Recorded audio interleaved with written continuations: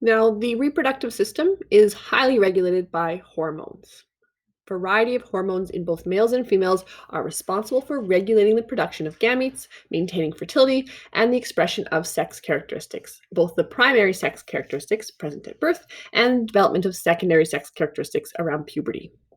In both males and females, we see similar pathways. In the brain, the region known as the hypothalamus releases GnRH, or gonadotropic releasing hormone, which targets the anterior pituitary gland. The pituitary gland releases two different gonadotropic hormones, which are gonad targeting hormones, that then travel through the body to target either the ovaries in females or testes in males. The gonads themselves also produce sex hormones, which affect sex organs and characteristics, as well as gamete development. There are a number of different hormones we're going to ask you to know, including the source, meaning where do they come from, the target, what are they being sent to, and the action, what are they causing to happen. The first three are the ones from the brain. GnRH, or gonadotropin releasing hormone, comes from the hypothalamus. FSH and LH, follicle stimulating hormone and luteinizing hormone, come from the anterior pituitary gland. The next three are the sex hormones.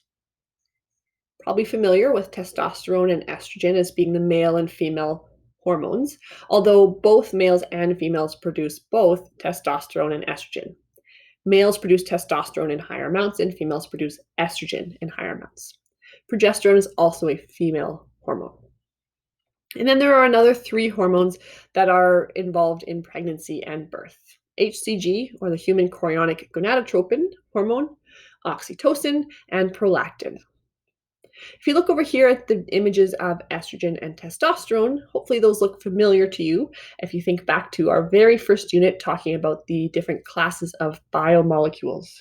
Estrogen and testosterone are both lipids, and they are steroid hormones. So the ring structure should look familiar to you, and they both act in similar ways. They have similar targets, but it's these little side groups, the differences there, that cause estrogen to produce primarily female characteristics and the testosterone to produce primarily male characteristics.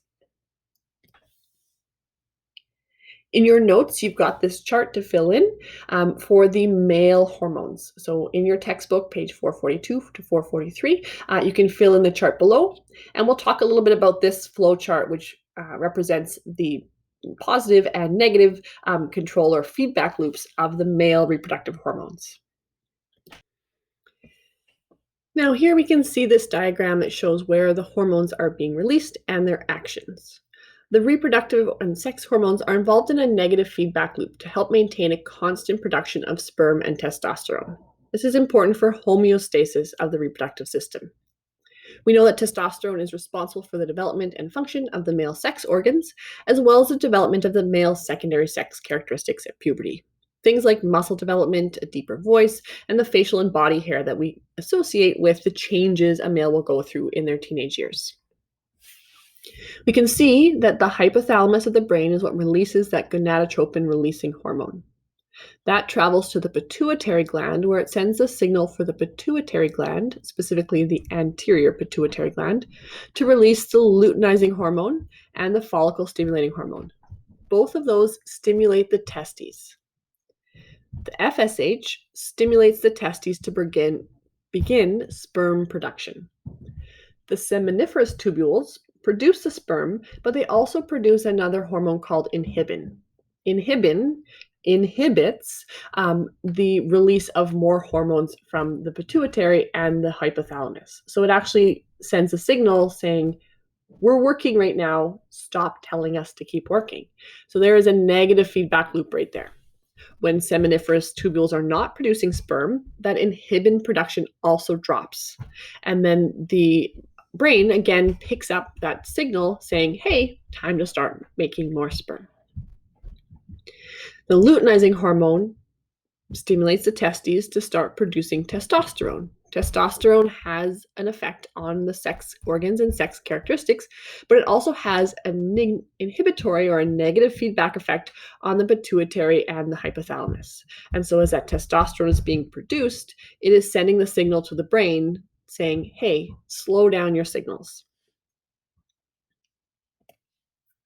So, we can see that here in this little flow chart here. The hypothalamus releases GnRH, the gonadotropin releasing hormone, and that's a positive action. It says make something or do something.